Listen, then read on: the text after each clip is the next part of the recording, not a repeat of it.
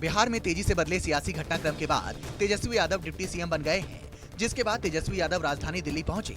सूत्रों के मुताबिक बिहार में आरजेडी कोटे से कौन कौन मंत्री बनेगा, इसकी लिस्ट लेकर तेजस्वी यादव आरजेडी सुप्रीमो लालू यादव से मिलेंगे और नई सरकार में बनने वाले मंत्रियों के नामों पर अप्रूवल लेंगे। दरअसल तेजस्वी यादव डिप्टी सीएम की शपथ लेने के बाद लालू यादव से आशीर्वाद लेने दिल्ली पहुंचे और बहनों के साथ रक्षाबंधन का त्योहार मनाएंगे। तेजस्वी यादव डिप्टी सीएम की शपथ लेने के बाद लालू यादव से आशीर्वाद लेने दिल्ली पहुंचे हैं, जहां आरजेडी सुप्रीमो लालू यादव से वो कैबिनेट विस्तार को लेकर चर्चा करेंगे। बहुत हो रहा था तो सबसे पहले हमने अपनी माँ का पैर छुआ और यहाँ हमारे पिता यहाँ थे तो शारीरिक रूप से मिल नहीं पाए तो वीडियो कॉल पर आशीर्वाद लिया। और जाहिर सी बात है, जब हमारे राष्ट्रीय अध्यक्ष हैं तो हम तो इस चीज को लेकर के उनसे बात तो करेंगे ही। उपराष्ट्रपति की दावेदारी को लेकर नीतीश कुमार ने सफाई देते हुए कहा कि उपराष्ट्रपति पद की दावेदारी कभी नहीं की। साथ ही कहा कि जिसको जो बोलना है बोलने दीजिए, मजबूती के साथ महागठबंधन काम करेगा। वो जो मन में आता है बोलते न रहिए। हाँ, कौन कौन लोग बोलता है, एक आदमी को देखे नहीं क्या बोल दिए मेरे बारे में, हम उपराष्ट्रपति बनना चाहते हैं। क्या मजाक सही बात क्या है? एकदम बिल्कुल बोगस बात है। आप लोग जानते नहीं, आप लोग नहीं पूछे हमसे।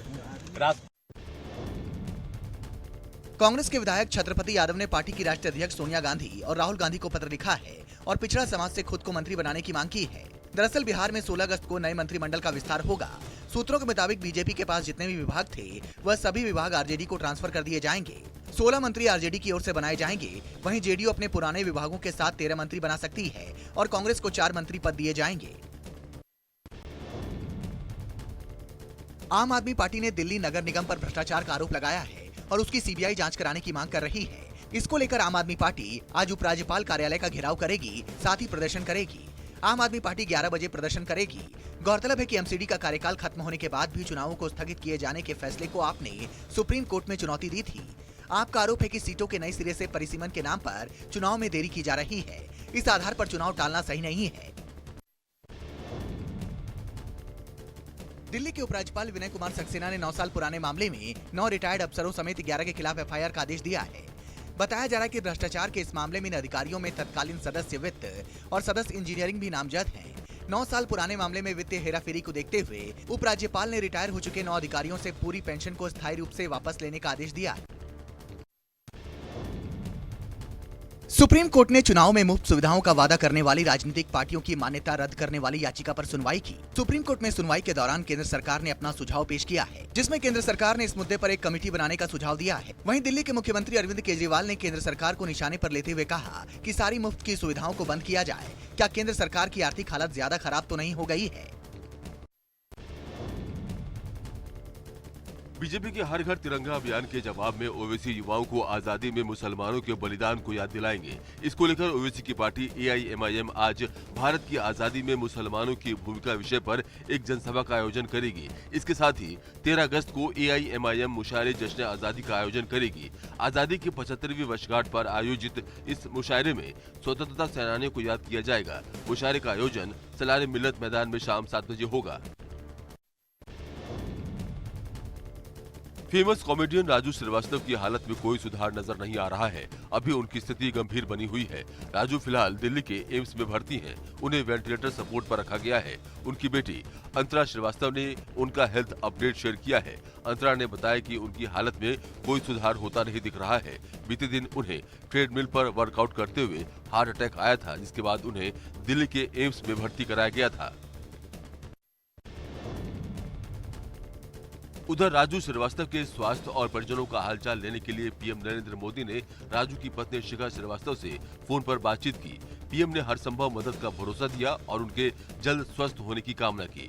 आपको बता दें कि रात 11 बजे राजू के पैरों में थोड़ी हलचल देखी गई। वहीं राजू श्रीवास्तव का पूरा परिवार दिल्ली पहुंच चुका है। आपको बता दें कि राजू श्रीवास्तव का इलाज दिल्ली के एम्स में चल रहा है। उज्बेकिस्तान में पीएम मोदी और पाकिस्तान के प्रधानमंत्री शहबाज शरीफ की अगले महीने मुलाकात हो सकती है। शंघाई कॉरपोरेशन ऑर्गेनाइजेशन की बैठक में दोनों नेताओं के मुलाकात की संभावना है। उज्बेकिस्तान के समरकंद में एससीओ यानी शंघाई कॉरपोरेशन ऑर्गेनाइजेशन की शिखर बैठक 15-16 सितंबर को होनी है। 2019 में पुलवामा आतंकी हमले के बाद दोनों देशों के पीएम के बीच औपचारिक मुलाकात नहीं हुई है।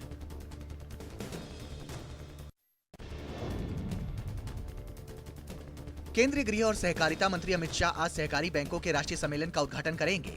शाह सम्मेलन का उद्घाटन दिल्ली में सुबह 10:45 पर विज्ञान भवन में करेंगे। इस सम्मेलन का आयोजन सहकारिता मंत्रालय और राज्य सहकारी बैंकों का राष्ट्रीय परिसंघ कर रहा है। सम्मेलन में कृषि के बुनियादी ढांचे और सहकारिता की भूमिका पर मंथन होगा। साथ ही गृह मंत्री चुने गए राज्य सहकारी बैंकों, जिला केंद्रीय सहकारी बैंकों और प्राथमिक कृषि ऋण समितियों को पुरस्कृत करेंगे। गुजरात के सोजित्रा के पास से हिट एंड रन का एक सनसनीखेज मामला सामने आया है, जिसमें 6 लोगों की मौत हो गई। बताया जा रहा है कि ड्राइवर कोई और नहीं बल्कि सोजित्रा के विधायक पूनम परमार का दामाद है। दरअसल पूनम परमार के दामाद ने अपनी गाड़ी से एक ऑटो और एक बाइक को टक्कर मार दी, जिसमें ऑटो में सवार एक शख्स, एक महिला और उसकी 2 बेटियां समेत 2 बाइक सवार की मौत हो गई। फिलहाल पुलिस ने आरोपी को गिरफ्तार कर लिया है और गैर इरादतन हत्या का मामला दर्ज कर जाँच शुरू कर दी है। आजादी का अमृत महोत्सव और 75वें स्वतंत्रता दिवस समारोह से पहले और हर घर तिरंगा मुहिम के तहत श्रीनगर के लाल चौक से सीआरपीएफ ने बाइक रैली निकाली। हर बाइक पर देश का तिरंगा बड़ी शान से लहरा रहा था। बाइक रैली लाल चौक घंटाघर से प्रसिद्ध मुगल गार्डन तक निकाली गई। खास बात यह रही कि इस रैली में 75 बाइकों का इस्तेमाल किया गया, क्योंकि इस बार देश 75वां स्वतंत्रता दिवस मना रहा है। रैली का नेतृत्व एडीजी और आईजी सीआरपीएफ श्रीनगर कर रहे थे।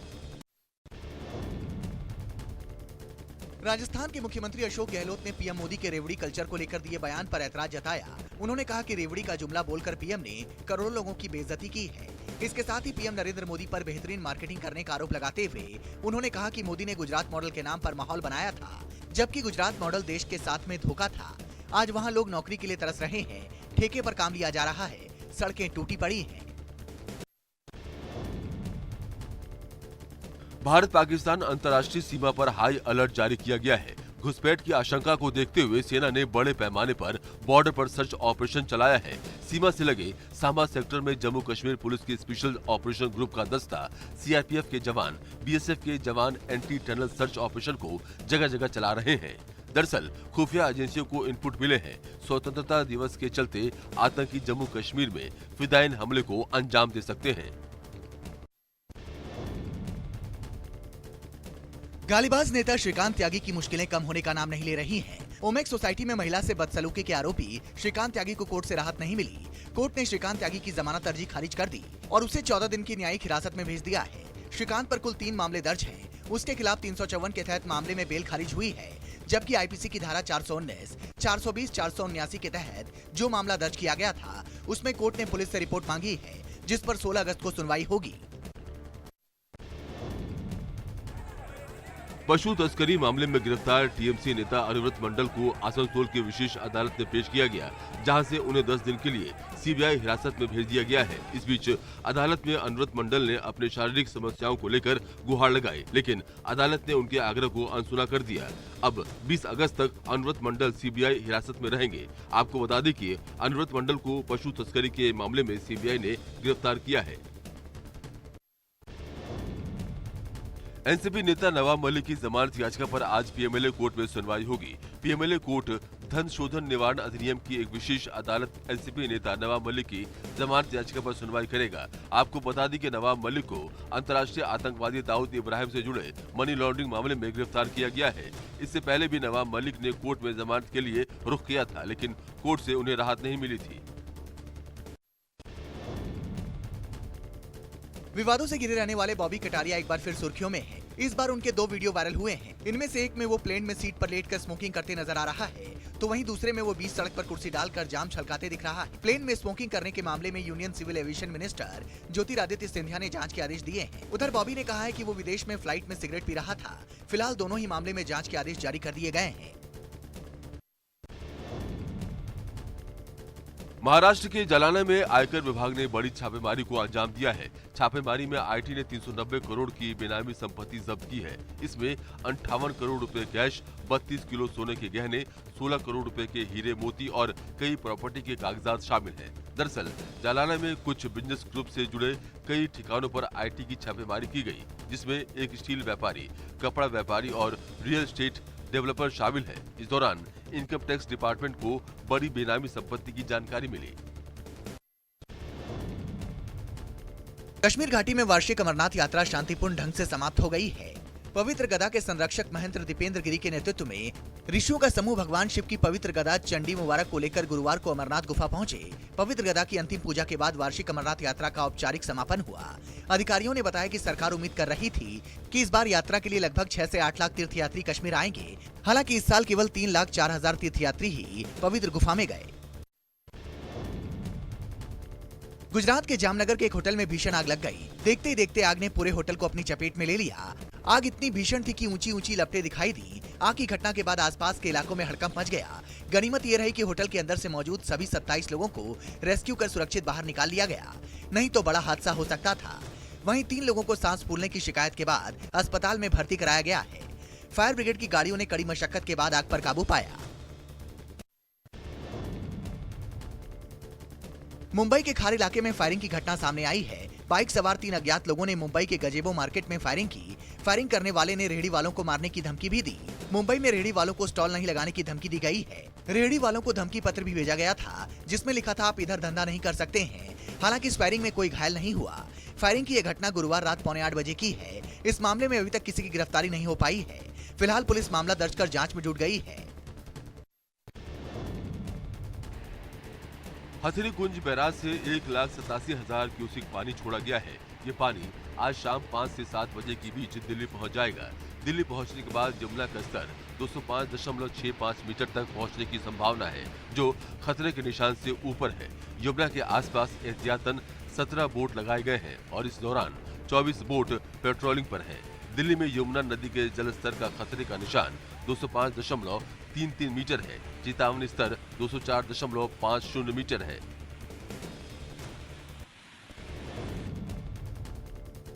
तेलंगाना के नलगोंडा में नागार्जुन सागर परियोजना के 26 फाटकों को खोल दिया गया है। परियोजना में जलस्तर 588 फीट तक पहुंच गया है, जबकि पूरे जलाशय का स्तर 590 फीट है। ऐसे में पानी के भारी प्रवाह की वजह से नागार्जुन सागर परियोजना के सभी फाटकों को खोलने का निर्णय लिया गया है और बांध से पानी नीचे की ओर छोड़ दिया गया है। दरअसल साल 2019 में तेलंगाना में जबरदस्त बाढ़ के बाद जलाशय भर जाने पर गेट खोले गए थे।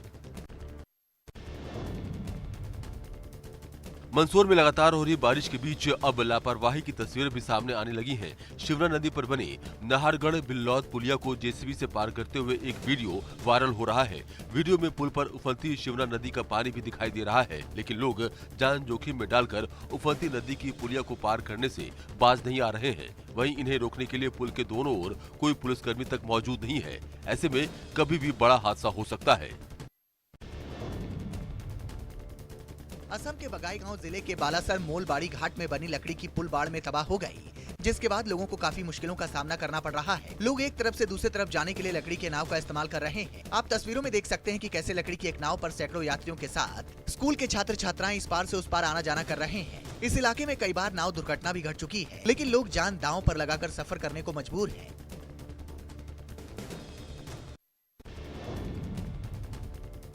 पहाड़ों में आफत की बारिश जी का जंजाल बनी हुई है।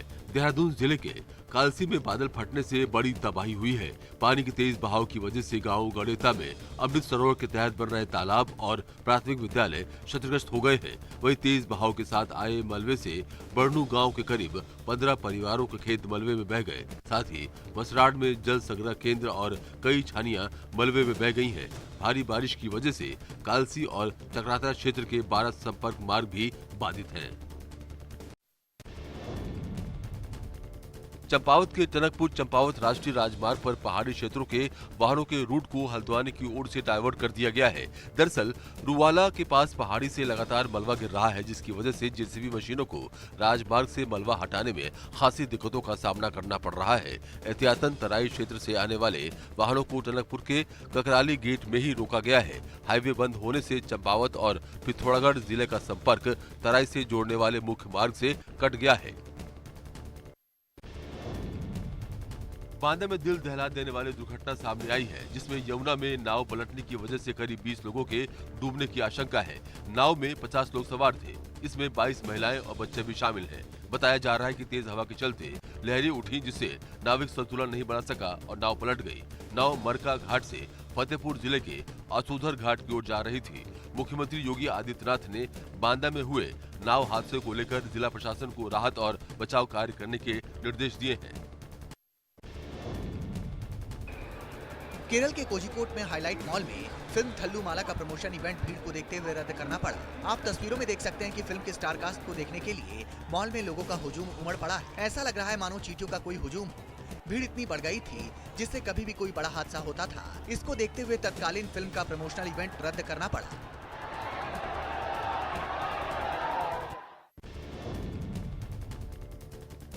गुरुग्राम से पिटबुल कुत्ते के हमले की घटना सामने आई है। जानकारी के मुताबिक गुरुग्राम के सिविल लाइन इलाके में काम करने जा रही एक महिला पर पिटबुल ने हमला किया है, जिससे वो बुरी तरह से घायल हो गई। उसे गंभीर हालत में पहले पास के अस्पताल में भर्ती किया गया, लेकिन बाद में दिल्ली के सफदरजंग अस्पताल रेफर किया गया है। महिला की हालत गंभीर बताई गई है। पीड़िता के सिर पर गहरे जख्म के निशान दिख रहे हैं। वहीं पुलिस ने पिटबुल के मालिक के खिलाफ आईपीसी की धारा 289, 338 के तहत केस दर्ज कर लिया है। असम में पुलिस ने एक कबाड़ के गोदाम से बड़ी मात्रा में खाली कारतूस और गोला बारूद बरामद किया है।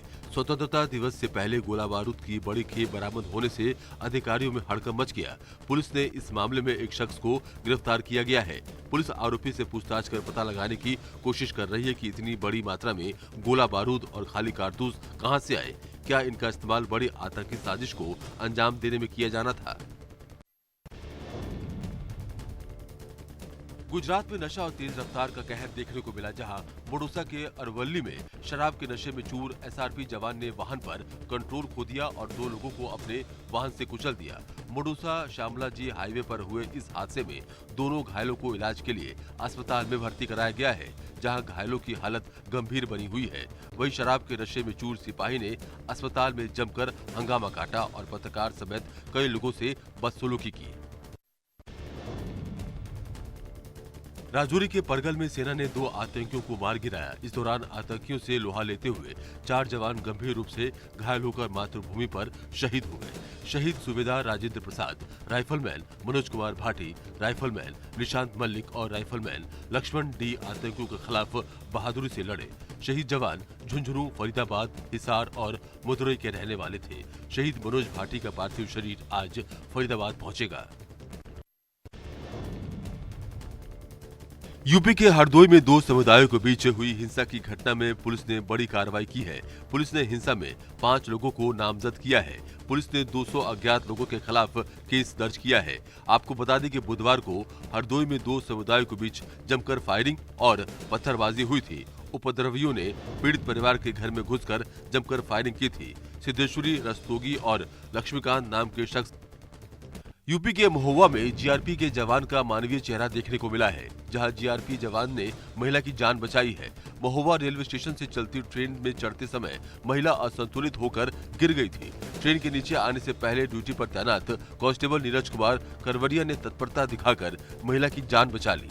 बाल बाल बची महिला यात्री का वीडियो कैमरे में कैद हो गया। महिला रक्षाबंधन के मौके पर घर जा रही थी। वहीं जीआरपी जवान की सूझबूझ और तत्परता की हर जगह प्रशंसा हो रही है।